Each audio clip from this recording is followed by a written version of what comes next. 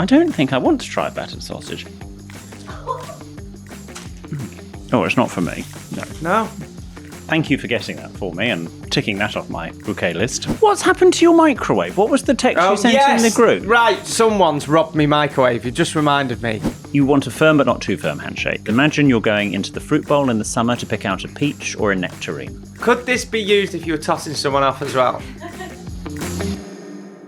Thank you. You're very welcome. That's Chairman Emeritus Stewart getting my water, everybody. I appreciate that, thank you. Room temperature, but okay. That's a lesson to be learnt. What? That we all get each other's waters. I need some water. Could you go and get me some? Sheds, as they call it in New Zealand. Tell me about sheds. So I read this book about the New Zealand rugby team and the captain. Was it a picture book? No, it's a real book. Okay. The captain and the most senior players empty out the sheds, the changing rooms, every session, every match. It shows you that you're not too above you. I quite agree. Well, they empty the bins, they sweep the floors, they make sure the changing rooms are tidy. Back in the day, when I was doing my couple of weeks of butler training, the butler that was training me said that, in fact, this happened on one of the days, one of the sort of the daily housekeepers that would come in and, you know, work at the castle and clean was ill and called in sick. And he said, well, the person that then does her duties and cleans the loos is the butler. It's the top of the tree. The butler sort of goes back down. You don't get then someone lower down the tree. It's a sign of a good manager. Bob Iger, former CEO of Disney, in his book, I think you've read that as well, Ride of a Lifetime. Yeah, it's good. He is the first one that is in the office beyond security, turns on the lights, makes the coffee. Why should you, as if you're the boss of a company, shouldn't expect other people to do things that you're not prepared to do yourself? I'll have a tea, 2 sugars, please, Stu. Hello and welcome to Help I Sexted My Boss, the podcast where we help you navigate the challenges of modern day life, answering your 21st century questions and finding solutions to everyday dilemmas. Like, what should you do when your boyfriend wants to use your neighbour's sex toys? Or, how would you ask someone if, after crashing their line bike into your car, that you've not had time to wipe your arse? And what should you do if you've accidentally sexted your boss? But we're not usually getting the answer, are we, William Hanson, the UK's leading etiquette expert? No, we're not. Jordan North, radio and television presenter. I'm more friends with Benedict. You're more friends with benefits. That's from Emily. Where do we start with that?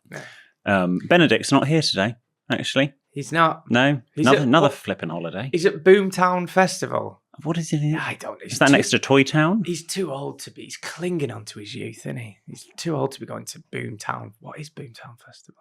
I've absolutely no idea. Okay. But I hope Jack, what's Boomtown Festival? Boomtown Festival. That is so chic in such a funny way. Has he got a foot pedal? Ben has to press it and uses all his strength to hold his fingers down on the button. Jack has just put the button on the floor and stomped on the button. I watched Ben with his little frail fingers try and push it every week, and I've said to him, "Why don't you use your foot? It's a foot pedal. It says it on the box." Oh, is it? Is it actually meant as a foot pedal? Yeah. Oh, so right. It's basically like being at an Ed Sheeran gig. This. Anyway, sorry, we interrupt. Your button pressing distracted us. What is Boomtown? So chic. I've never been to Boomtown, I've got to be honest, but it's in the South Downs National Park near Winchester. It's strictly 18s only. It features sprawling living storyline built around life-size street sets, complete with 12 main stages, more than 50 hidden venues across heavily themed city districts. It sounds a bit more cat than Ben, to be honest. Well, I hope they have a lovely time. Hey, now, do you know what I thought would go down well with our gin and debonnaire? Yeah. It's one of the reasons why I'm a bit late today. Also, that I had a marketing meeting. But I'll pour in a gin and debonnaire. Remember, what did you say you've never tried before on a recent episode? Poppers. No, it wasn't poppers. Remember? Can I finish doing the gin, or do you want to take over doing the gin and debonnaire? No, you do. Oh, I'll do it all. Hang on, I've done the gin. Do you want me to do the debonnaire? No, I did. I just asked you, but you made it quite clear that was not your limit. Well, you've put a white paper bag with greasy bags inside it. Mm-hmm. I can't smell what I think it is, so that's probably a good sign. Can't smell anything fishy. No, we know nothing fishy touches your lips. No. Hell, you want to take any longer with these? Well, I'm sort of delaying the inevitable about what you're going to make me do. Open it up. Have a look. Right, should we do the toast first? This is to Phoebe, who's messaged in to say, "Hi, William, Jordan, EPB, and the rest of the Sexted team. I'd love it if you could do a toast to wish me and many others around the world good luck for their results day." Mm-hmm. Presumably that's sort of exam results, not clinic results. Throughout the many Good months... luck to them as well. Throughout the many months of revision, I always had you two on to help me through and make me laugh when I felt overwhelmed, which was 90% of the time. Honestly, I'm not sure how I would have survived the exam period without you. Thank you so much for everything you do and keeping us all entertained. Here's hoping all those months of revision has paid off. Phoebe. Phoebe and everyone else getting their results. Exam, sexual, whatever. Here's to you. Up yours. Thank you. Congrats on your results and best of luck. And do we have to, I'm not going to do that whole... Don't worry if you didn't get what you want thing, but don't worry if you didn't get what you wanted. You've just done it. It doesn't matter. Right. It does matter. Have a look in there. Oh, God. That's not what I thought it was. What did you think it was? I thought it was chips. Well, it's not far off. It's a battered sausage, I believe. You said you look at the size of that. It's the best way to have sausage, I've always said. Battered. Right? So Can I have a knife and fork? No. None of that. We ain't got time for that. Just get stuck in. It's lukewarm. Just go on, give it a bite. Can I tear it off? Yeah, you can tear it. It feels so eat it whole. greasy. Eat it whole. What sort of sausage? It's a battered sausage. What, pork? Yeah, sure. Oh, I don't think I want to try battered sausage. Oh, it's not for me. No.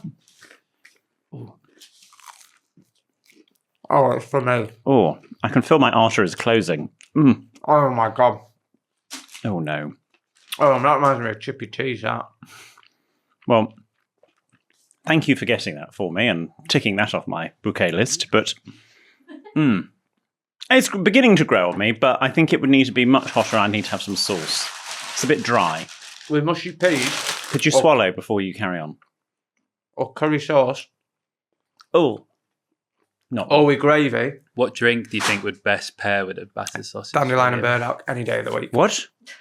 Dandelion and burdock? You've never heard or had dandelion and burdock? God, I guess what we're doing next week. What is it? Is that alcohol? I love how they both wrote that down on the notes there.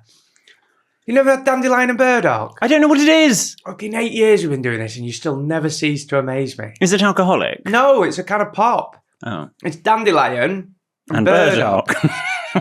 They were a really good detective series in the 90s as well. Right. High TV. Of course it was. Oh, was that Dazelle? Did you ever watch Dazelle and Pasco?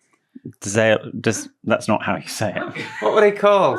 Do you remember, Stu? What was it? Dial and Pasco. That were a good one. No. My grandma used to like that. I did Poirot and Marple. They were from up north, Dial and Pasco. That's why I didn't watch it. Anyway, cheers. Yes, thank you for getting me battered sausage, everyone. Oh, I'll grab that. Nice. How are you? I'm good. How are you? Yeah, fine. I feel we've got a lot to talk about. We've got a lot to talk about. Where would you like to begin? The barbecue? Yeah, go on. So this could be the entire episode, everyone. We had William Hanson and everyone from the Help I Sexted My Boss team and the Capital Breakfast crew. Yep. And Will Manning. Just for good measure. Rounded mine on the weekend for a barbecue. Yes. There was a couple of slip-ups, but other than that, there was a bit of a disaster. The gas ran out halfway through. Yeah. So, I mean, let's start there. We had a lovely time. Thank you. I'm just going to preface anything that then follows. Why is everyone saying that? Because no one's mentioned the food. Well, we'll come on to the... Trust me, we'll come on to the food. We had a lovely time. So please, no one read into this. We all had a lovely time. We're not being ungracious. We had a lovely time. However, I did notice, we were some of the first there. I think Ben was the first there, actually. Ben was the first to arrive. Eager beaver. Couldn't believe it. No. With the dog. Yeah, there you go. Dog I had a lovely time, Jules. I thought your hot dogs and your burgers and everything was lovely. Really, really nice day it was. I loved it. It was beautiful.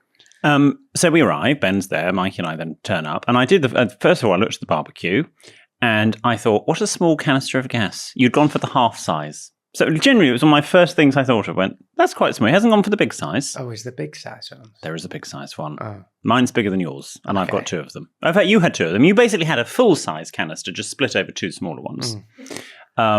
But and only because I've come more recently to barbecuing, you are much more adept at barbecuing than I am and have done it longer. When I was ordering my gas canister, I thought, should I get the half size? I was like, no, I'll just get the big size. I won't be tight. I'll get the big size. Sure. Anyway, so I did notice that.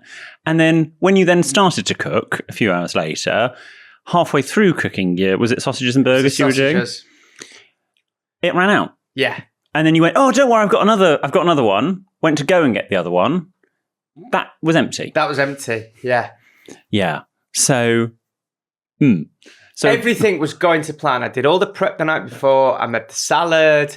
I did all the prep. Oh my God, so much food. It was so lovely. Brownies and that. So then we had to kind of oven cook everything else. Yeah. And can we talk about the chicken? Yeah. So there was a point where you took the chicken out just to check if it was okay. You took the foil off the top and you were like, oh, is that cooked? Which is just what you want to hear with chicken in particular. And I said, have you got a meat probe? Anyway, you pulled your trousers back up and... Sorry. I've been waiting for that one all week. No, I have just thought of that. Anyway, I said, have you got a meat probe? You go, oh, yes. And you go and you get yours out the kitchen utensil drawer. Now, it's not a digital one. That's fine. It's a dial one. Fine. They all work. However, when you then stuck it in and it wasn't really moving, and we noticed there was glass inside the meat probe where it had shattered. So it obviously wasn't working properly enough because it's broken. You just need a new one. I went, no, I'm going to have chicken. I'll just have the sausages and the burgers. Can I just say, the chicken was what everyone's going on about. Oh, is it? Well, I missed out. I marinated the night before, put the black latex gloves on and proper got stuck in. Made my own barbecue marinade the night before. What was it? What are your ingredients? Well, that'd be telling. Oh, okay. Honestly. You had no idea. No, I went on Google Gemini. Right, okay. And did it, and it told me what to do there. Fine. Which was great. Then... The gas went. So then I had to put it all in the oven and people were proper starving. So I'm like getting crisp out. Who went to get the gas? That was Mikey and me. Yes. And both Toms. And both Toms. Yeah. Thank you for I still owe you for that. How much do I owe you? You've already texted me about it. £55, I think it was. Are you sure? Yeah. And by the way, that hardware store, they did not take American Express. Okay. I did ask. Actually, that hardware store is actually really good. £55 for gas? And we took both canisters, and that was for one of the half canisters. Why didn't you fill? Well, because we decided no.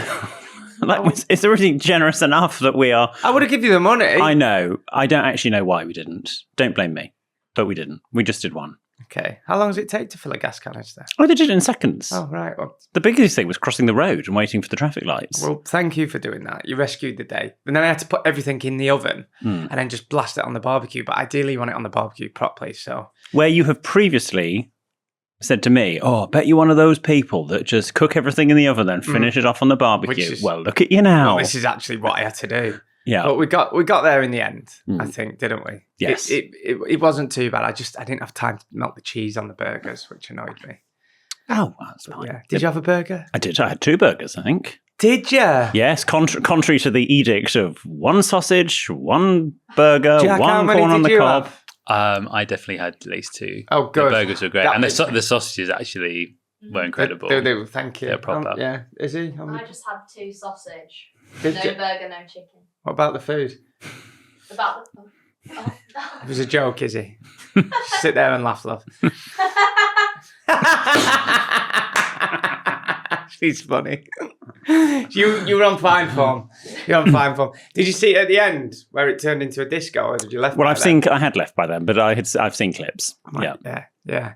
But it was apparently there was a point where the big light very much went on for people to go. Yeah, I was done. You'd hit your limit. I've old me when we first started. You would have all been around till 2-3 in the morning, but putting the big light on and playing "It's Time to Say Goodbye." They really got the hint. That'll do it. Which was great. But it was good. I noticed you weren't. You're a bit like those children that don't like noise and stuff. I absolutely do not like noise. When we were playing beer pong. No, I had to remove myself from the building. It was good because it started off beer pong. It started off pretty civil because the 2 teams were gays versus straights, which in the media industry in London is pretty much split down the middle, weren't it? I think it was more heavily weighted one side than the other. No, I actually think it was. At one point, someone said to me, I experimented in uni. What team can I go on? And I was like, you decide. Did Ben say that? I was like, you decide. And so that was fine. And then we had Team Sexted versus Team Capital. Oh, it kicked off. At one point, Ben and producer Callum were effing and jeffing each other, finger pointing. I'll fucking cat you and all this. Fuck off, you shit bastard and all that. Ben was getting proper, I'll fucking have you and all that. But I was referee, which was a lot of pressure because I decided I can't choose. No, you were putting yourself... Both my children. And Capital Breakfast won. They did. Oh, yeah. Which was, we'll get on. But they look like a sort of people that are more used to playing beer pong. Can I say that? Yeah, you can say that. But I noticed you went off. Yeah, I went and sat upstairs. Yeah. I couldn't deal with the noise. A group of us went and just secreted ourselves on your sofa upstairs. But it was good, and it was great to have you all around. Well, thank you for having us. It was lovely. And I would like to apologise before you bring it up, because no one's perfect, especially after literally in last week's episode, off the back of talking about post and redirecting post when you move.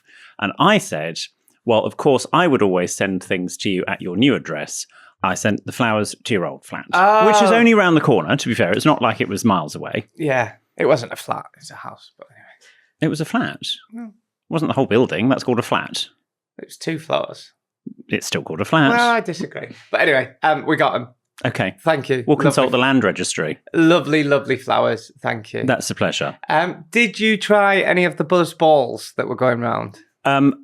If I'm completely honest, I was made to as I was leaving. I mimed drinking it. Good. Yeah. I would have been annoyed at the time, but it turns out, so buzz balls, there was a big, massive one, and everyone was just drinking from it. Will Manning's got a really bad infection. Like, we don't know if it's mumps, we don't know if it's happened, so we're all a bit worried we might get it. It's not like an STI or anything, but yeah, so there's something going on there. Yeah, no, there was not a hope in hell I was going to be drinking from a buzzball. It was... I mean, I've done it on this podcast before a few months ago, but a big, giant communal one, absolutely not. But it was good. It was great to have you around. And it was lovely. It was an interesting approach to hosting. When you say, come round for 2:30, you've all got to go by 8:30, but food only comes out at 6:10. Well, admittedly, that was mainly the case. Were you all hungry? No. Well, to be fair, the food was I was meant to start at... The food weren't that delayed, right? Oh, we were meant to be eating at 6. So the food, I was going to put it on at 4, but then by the time everyone arrived, I was like, right, I'm going to give it another half hour. I put the food on at 4:30. It would have been done for 5:30, but because of the gas, it was an extra half an hour, 40 minutes. Fine. So I think 5:30 would have been fine, but everyone was starving. I did find myself, and I do apologise, being a bit passive aggressive, because I had, I arrived, you gave me a drink, I think it was champagne or something, had a few glasses of that. And then I was being offered more drink by various of the guests. And I kept going around going, when I eat, I'll have more. When I eat, I'll have more. Well, I checked myself. Hungry. I told you all not to No, I wasn't hungry. There were chips and dips. And your friend brought that lovely sort of aubergine like dippy thing. Oh, bread, yeah. Which is lovely. No, so there was stuff to eat. But I did find myself thinking, God, I'm being really passive aggressive. So I apologise for that. That's just you, babe. I know. Well, that's just my default setting. Can we talk about Ben's granddad shirt that he was in? Wasn't he in a granddad shirt? Can't remember. I know you sort of with short sleeve and checkered. I know he had quite a retro collar. He had jorts, white socks, and the slip-on shoes on. What are they called? Crocs? No, not brogues. What are the shoes called? Loafer. Yeah, he did have a lovely loafer actually. He had loafer on, didn't he? Yeah. And I brought my cucumber. You did, yes. You are the only person to have my cucumber. I've only grown one, but the others are maturing. William brought his cucumber that we added to the salad. Yep. I think. We did. Oh, did we actually add it? Well, we chopped it up and then you could self-add it. Oh, okay. I didn't want to add to the salad. I forgot about you. It was a very impressive cucumber. Thank you very much. I can't believe you grew that. We all passed it round. There's photos of most people with my cucumber. Yeah. I'm sure we'll put them on the carousel. It was good. Ben was the last to go, Of course he was. And then he thought someone had robbed his camera. Oh. What's happened to your microwave? What was the text you sent in the group? Right, so come on. Right. How can you rob a microwave? So someone's robbed me microwave. You just reminded me, right? How can you rob a microwave? Well, you tell me, and I know it's because the breakfast lot are swearing it's not them. So I get up on Sunday morning, didn't notice. Then Sunday afternoon, because there's loads of jacket potatoes left over. There was enough food, weren't there? There was loads of food. There was loads of jacket potatoes left over. I thought, I'll have a jacket potato. I'll go and warm it up. Went to go and warm it up. Microwave's not there. So whoever's took it, you're not funny, or if you've hid it. Izzy, I know it's you, so just tell me now, because it's been nearly a week. Have you genuinely hid the microwave? Where have you hid it? I know it's an Izzy thing to do, because at first I thought it was Chris Stark. I was like, that's him all over. And they've not said anything about it. Have you not properly looked in your house for the microwave? I've looked everywhere. So where have you hid it? Or where have you... Because Jake swears that you didn't have it. You got in a taxi with Jake. Where have you hid it? You're not funny. I want to know. I knew it were you. I knew it were you. It's such an easy thing to do. Can you tell me later? I won't tell him. Yeah. Yeah, okay. Hilarious. I knew it was you. Have you hid it or... I didn't take it. Right, so you've hid it. So it's in the property still? It's such an easy thing. I knew it would have been her that's hid me fucking microwave. It's wound me up all week. Have you checked eBay? I've tried to put beans in air fryer. It looks like something from Dexter. Fucking everywhere.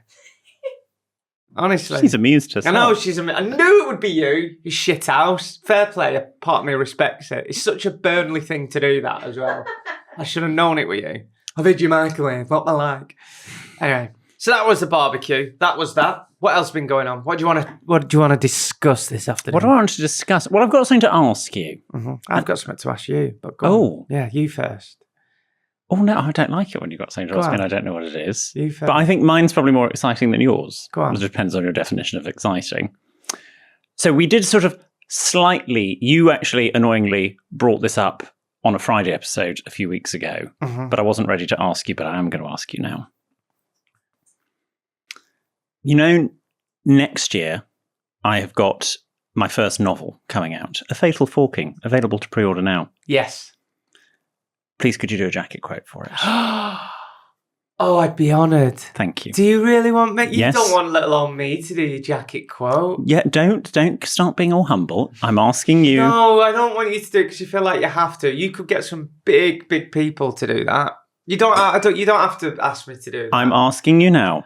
I've run it past my publisher. Eventually they said yes. Would you like to do it? Oh, that would be an honour. I will have a copy for you to read next month, Okay. and we probably need it by the end of the year. Oh, okay. Yeah, that's fine. Yeah. Oh, plenty of time. Thank you. Oh. I know you've already done a jacket quote. Thanks. Pleasure.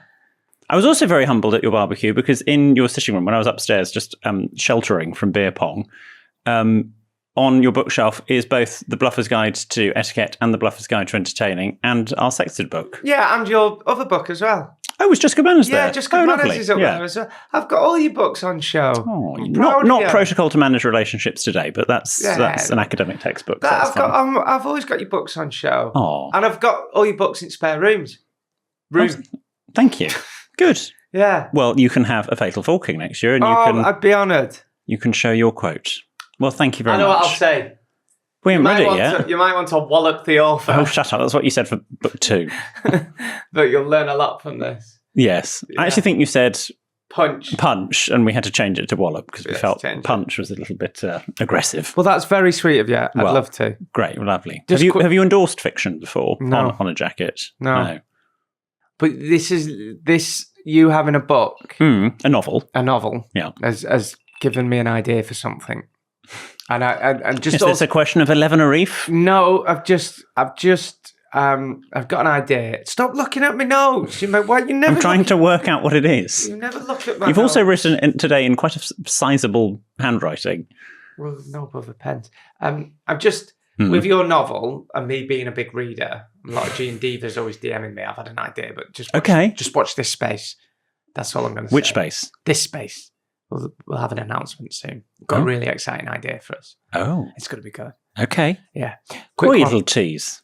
I know. I'm good at that. Oh no, Jordan's miming something with his teeth. I actually feel It's my sick. tongue, actually. Teeth and tongue. Just quickly. Mm. This is forgive us. This is a bit London centric. But the train you get home on, Mm-hmm. what do you refer to it as?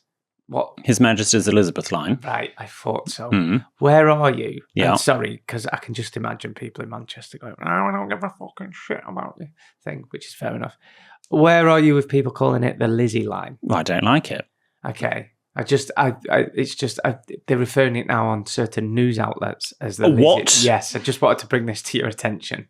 On commercial news outlets, I assume. Commercial, but I'm pretty sure I've heard it on the BBC as well. Well, Don't quote me on that, but I've heard it on radio. I've seen it on the telly as Broken Britain.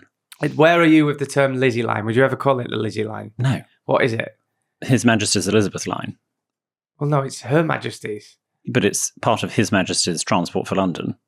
So you just call it the Elizabeth line. The Elizabeth line is fine if you want to drop the prefix. Yeah. But have you ever called it the Lizzie line? Maybe once, ironically. Okay. But no, I hate it.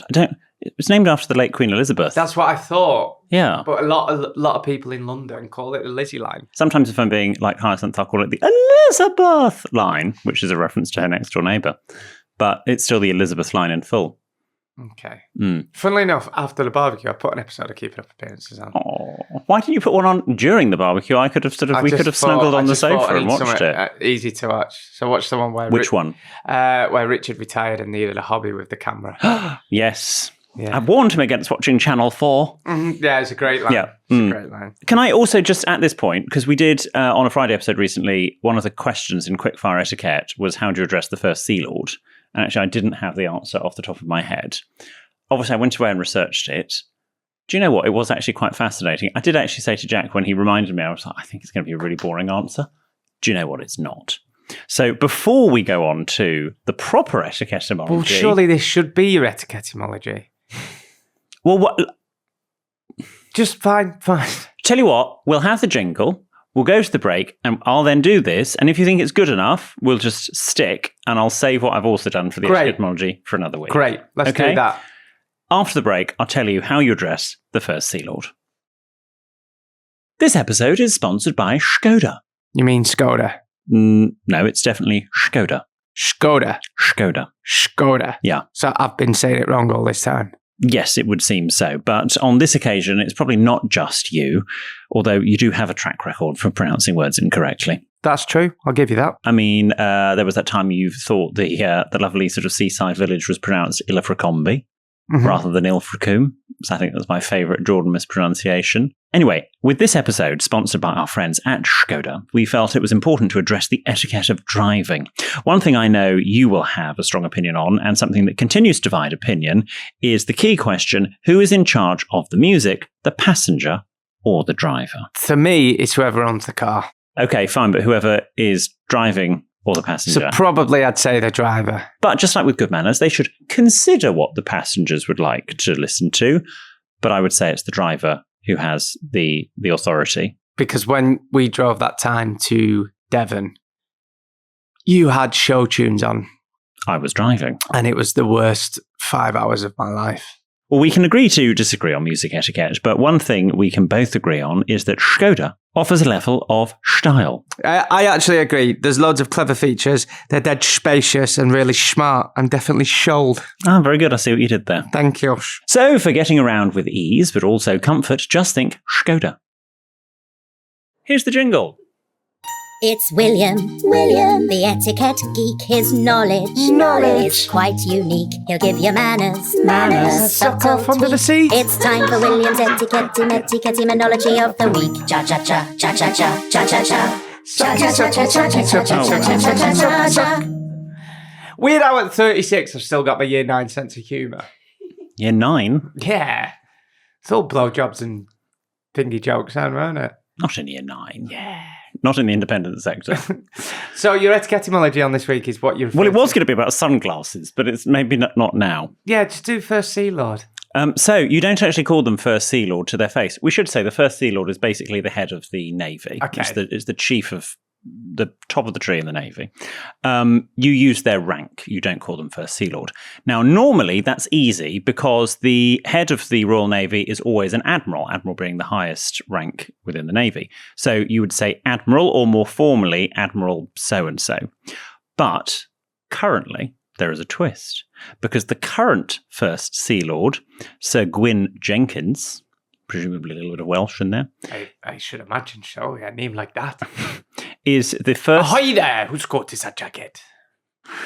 Is the first ever Royal Marine in the job And the Marines use army ranks. And so he's not an admiral, he's a general. And he's the first ever general to run the Navy. That's fascinating. I'm going to tell my dad this. There we go. I love this. So he's General Sir Gwyn Jenkins. And he's the first ever general. Someone to hold the rank of general to run the Navy. Okay. See, that's really good. That's all you need. It's not really, but it's not an etymology. So you don't say, excuse me, First Sea Lord. Sea Lord, no. You say, excuse me, General. Yeah. What's it? Excuse me, General. General Jenkins. Sir Gwyn. Some General Sir Gwyn. Mm. You would say General Sir Gwyn. Yeah. Not General Gwyn. No. Because So- he's a sir as well. And if a someone's knight. Sir, you don't call them by their surname. You call them Sir William, don't you? In speech, yes. You would be Sir Jordan, and on an envelope or an invitation, you would be Sir Jordan North. I mean, God, can you imagine? But I mean, the way this country's going, I mean, give it a year. God, if you're Sir Jordan North before me, I'm not going to be Sir For Jordan North. services to podcasting and broadcasting. Oh my God, can you imagine? You just know it. I'm never going to be. For services to Okay, look, can I just say, can we come up with a pact? A bit like Tess and Claudia, and they both accepted their honours at the same time. Can we do that too? And they've got to be the same I'll honours. shake your hand on that. Unless it's for something Oh, completely no, I separate. can't shake your hand on that. Why? Because what if I get it and you don't? Well, you say no. Okay. Unless it's for something totally separate to podcasting. Like, you've climbed Mount Kilimanjaro naked. If it's separate to podcasting. Yeah. Okay. But if it's anything to do with podcasting, broadcasting... But not audio in general. Because don't forget radio. You're not going to get it for that. It's the bong game, not the gong game. Thank you very much. 3 people got that joke. I don't think I got it, but anyway. No, don't worry. Okay, well, that's really... I'll tell my dad that. Good. 'Cause obviously... He might know it. My brother's a paratrooper, and Yes. the Marines and the paras are rivals because the Marines are usually attached to the Navy, aren't they? Is that right? Is that right? Aren't we all? And the paras are like the Army. Is that right? There'll be loads saying. Yeah, but I think the Marines use army titles. My That's the dad point. and my brothers hate it when I try to be Army and refer to him because they say I always get it wrong. I said in the WhatsApp group, I put Roger. And they were like, my dad was like, what the fuck's that? 'Cause What? he told me to meet him somewhere just before match recently. Mm. And he said, he's Roger that, you dick. Oh, it's Roger that. Or sort of Roger that or something. And he went, who's Roger? And did you Roger that? But they can be at the bar. Yeah. This is quite impressive before we move on. They can be at the bar and they do their little like army sign language, like when you, it's a bit sad, but when you're in, and they'll hate me saying this, when they're out in the desert and you can't speak, so they go like, and it's like, what to do? What, doing hand That gestures? means like slow, like get lower. So, and they're at the bar? Yeah, my brother. But hang on, how is, in the trenches, So can I have another beer? No, so we was at the pub after the Burnley game. It was busy, and my dad went to my brother. Say Jack said, my dad went, and Ryan went, go on out, Dad. I went, how do you mean? He went, and that means on me. So I had to go. Anyway, should we go to the problems and dilemmas? Remember, if you need our help with something, then do get in touch. You can send your tales of trepidation to help@sextedmyboss.com, or you can DM us. We're at sextedmyboss on the socials. And remember, we are reading and hearing these for the first time, just like you guys as well, wherever you're watching or listening.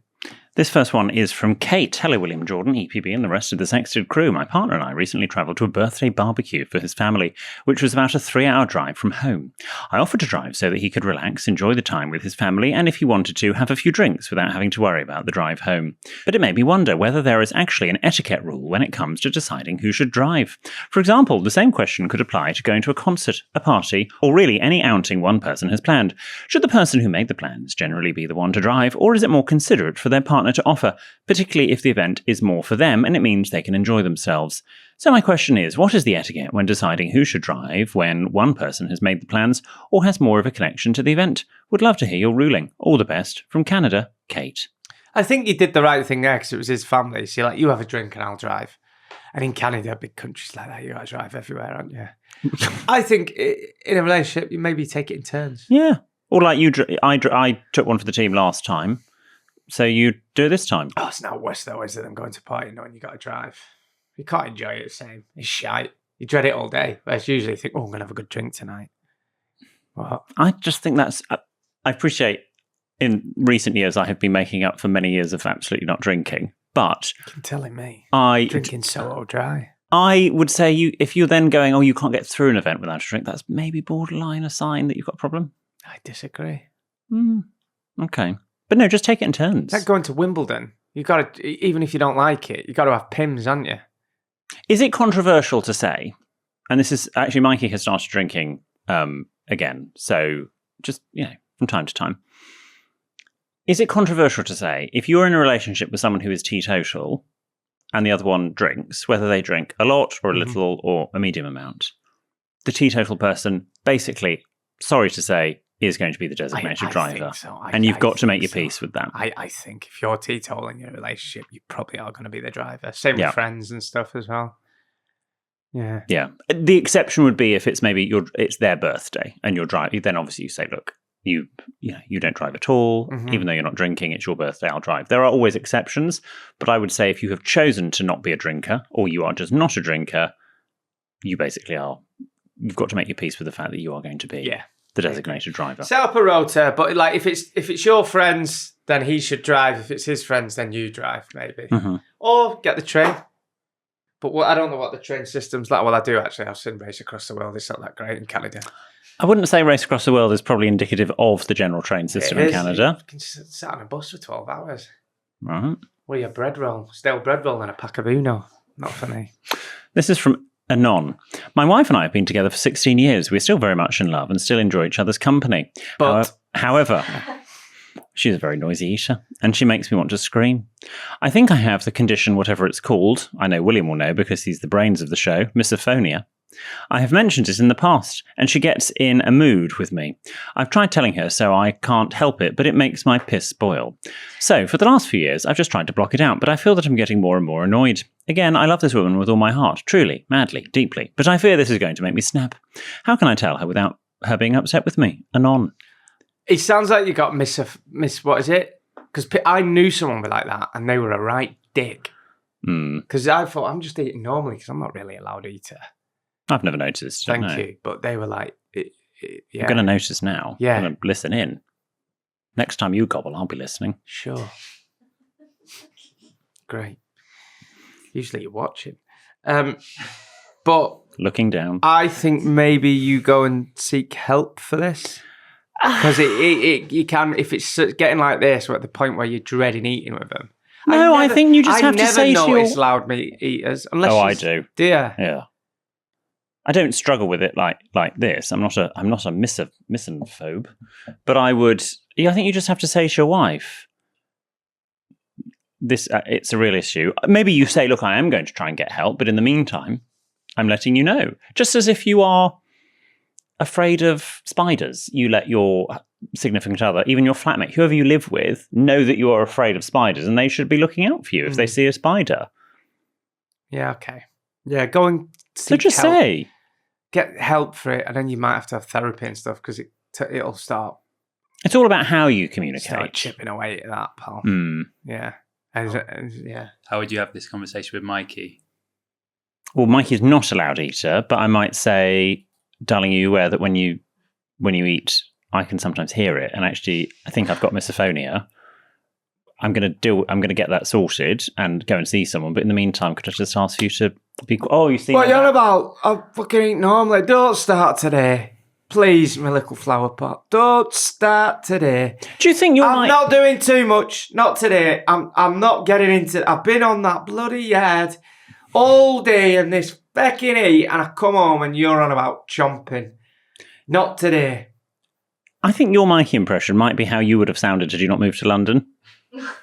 That's not true. I think it would have been. By the way, I don't sound that different compared to 8 years ago. Jack disagrees. I Do you want us to get the clips up? Do you know what we should do? No. Here's an idea. No. Here's Can an I just idea. say, No, I've said it before, I'll say it again. I was heavily on the piss at the time for a good few years and smoked very harsh cigarettes. Hence why my voice sounded different. Okay, we'll maybe go from series 2 or 3, not series 1. All right, but deal. This is what we should do. Deal. I'm producing this segment. Find some episodes from early on. Write a couple of sentences that he says. We will get you now to say those sentences. Great. And then we will play how you said those sentences and compare and contrast. Lovely. Thank We'll you. do that next week. We'll do that next week. Fine. This is from Stacey. Hi, Sexted gang. My mum had a tradesman in to do some work around the house and politely offered him a drink. This somehow came up in conversation with my brother, who's an electrician, and he laughed, saying that offering tradesmen a drink is basically offering yourself up for a quickie. What? You fucking news to me. Now I think he's speaking shit, or maybe he's watched too much 80s bored housewife porn, but what are your thoughts? Is this a real issue? What is the etiquette for serving a beverage, you mean drink, to tradespeople without making them think I'm asking for extras? Stacey. Right. Well, her brother is a tradesman. Well, Stacey's mum has got it going on. Very good. Thank you. But that can't be true, because that's the first thing you do. No, I'm sorry, that is not. That can't be true. That is not a thing. Is that a thing? No. Is that like in prison, if you wear your bandana in your right pocket, you want to get bummed or something? Yeah? And then if you wear it in your left pocket, it means you want to... Who's got a bandana in prison? Well, it's just that thing I remember What once. a camp prison. I remember...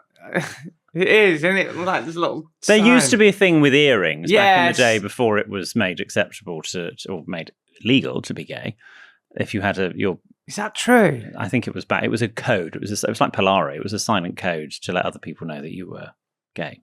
I think if it was your left ear, so if I had this one pierced, it would be a sign that Well, anyway. Maybe I should look into this for an etymology. But I don't think so, because I always offer tradesmen tea and coffee. And I'm wagon wheels. At the moment... Hello, do you fancy a chocolate finger? at the moment, it's more soft drinks. I had a couple in recently to sort my shed out. But that was just Coke Zeros I got 'em. And I do not think it's a thing. and a club. I mean, if you're standing there sort of naked offering them something, then... Cooey. Yeah. I'll get you a drink or maybe something else you'd like. Someone's watching too much porn. Yeah, I would say that your brother is completely wrong there. This is from Jaden. Dear William Jordan and the rest of the If they're bent over with their arse showing with their head in the head in the... sink or in the washing machine, they're probably offering it. This is from Jaden. Dear William Jordan and the rest of the Sexted team, all rude mechanicals for Shakespeare fans. Oh, very good. Midsummer Night's Dream reference. So what is that what Shakespeare called his fans, like Gene Beavers? No, he's calling this lot the rude mechanicals. Okay. Anyway, it was the... No, I won't explain it. The group of... The people that went into the forest that then fell asleep, and there was a character in Shakespeare called Bottom. Bottom was one of the rude mechanicals. He was then... the Oberon and Titania made him into a donkey. I believe I've got that right. Puck. I've told you before, I did have Mice and Men for GCSE. So Steinbeck's quite good. we didn't do much. Don't be patronising. What? So we didn't do much Shakespeare. Right. In my Did you not set. do any Shakespeare? I thought it's on the curriculum. I did Macbeth, but for GCSE, I'm pretty sure I was only in like set 3 or something. Talking of the Scottish play, I accidentally said "muck" backstage at Titan Eat one day. I thought they were all going to kill me. Oh, yeah. I know. I didn't realise it was actually a thing. Don't you have to go outside then? Well, you can't do that. What did you Not do? the Criterion. I got some very stern looks. What did you do then? I just went, sorry. No, don't you have to go outside and like throw salt over your shoulder or something? I can't do. You can't do that mid-show. What, you said it on stage? No, I said it in the wings. Because anyway, long story as to why we always play games backstage. There's a whiteboard and blah blah blah, and I was like, "Oh, da da da da," and they went, Yeah, you don't mention the No. Scottish play. Anyway, back to Jaden's letter. I'm 13 years old and quite often wear a tie, but being 13 and therefore slightly shorter than an adult, I can never get the tie the right length. So my question is, do I have my tie hang just below my belt to keep it even, or have it perfectly above the best but tuck the thin part into my shirt? Thanks for such a great podcast, Jaden, a loyal G&Diva and Buckethead. I would say... Jaden, bless you. I think, are you old enough to listen to the podcast at 13? Probably not. But I mean, I used to watch and listen all sorts when I was that age. But Made you the man you are. it did. What a lovely, lovely letter. And it's a great one. Yeah, you would, regardless of your height or the length of tie, the tie should stop where the trousers start. Obviously, where the trousers start depends on whether they're cut for braces or if they're cut for a belt, etc. You don't want it sort of Donald Trump-esque hanging in front of your crotch. You don't want it like a sort of an in-betweener. There's a reference. Halfway across your chest. You do want it to stop where your trousers start. So if the sort of the back of the tie, as it were, is too long, I would tuck it into your shirt. Could you snip your tie? Oh, no. No? I mean, if it was a cheap tie and you didn't care about it, but I probably wouldn't. I disagree. So it's very fashionable at the moment to have like ties. It's very Harry Styles, Jacob Lordy. ties, It's incorrect. tucked in with a shirt, ties with jeans.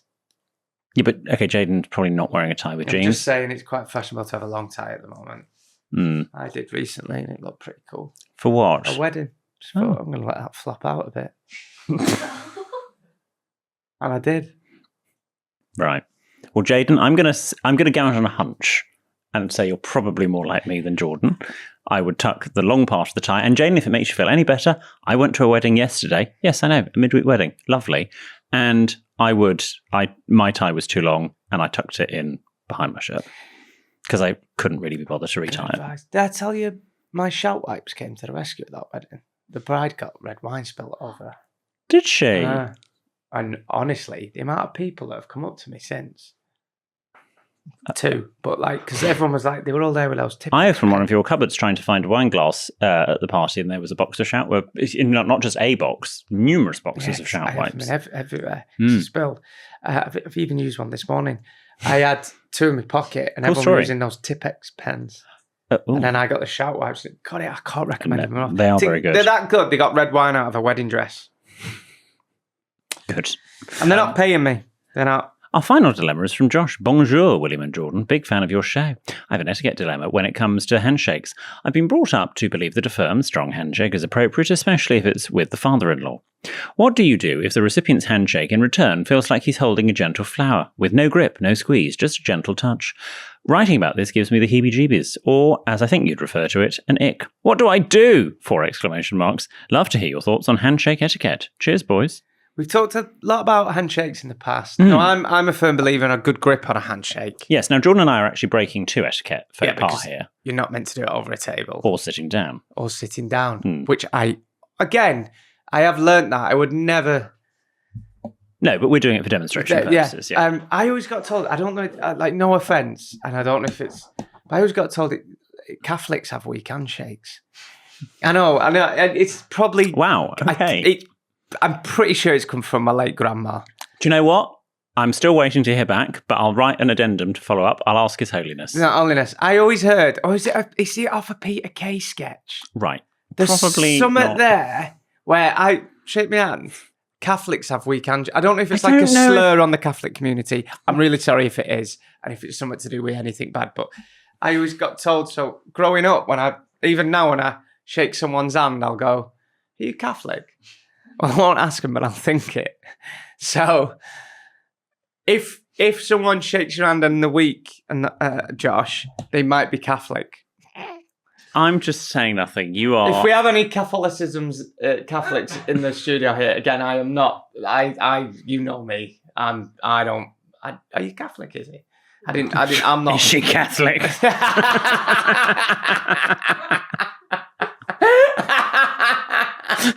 If she is, she's lapsed. No, for the record, she's our friend. She's laughing. She's laughing. Okay. She can decide if that gets cut. But yeah, but no, I always believe a firm handshake. And if someone has a weak handshake, don't judge them. Could be their religion. Right. Your thoughts? My thoughts. Funnily enough, they're slightly different. I'm really sorry if that's a slur, by the way. I didn't mean it like that if you're Catholic. You want a firm but not too firm handshake because you don't want to be overly aggressive. The analogy I would give in my etiquette classes is imagine you're going into the fruit bowl in the summer to pick out a peach or a nectarine. Okay? Do you eat peaches and nectarines? Soft stone fruit? Is this the analogy you do? Listen, I haven't finished it yet.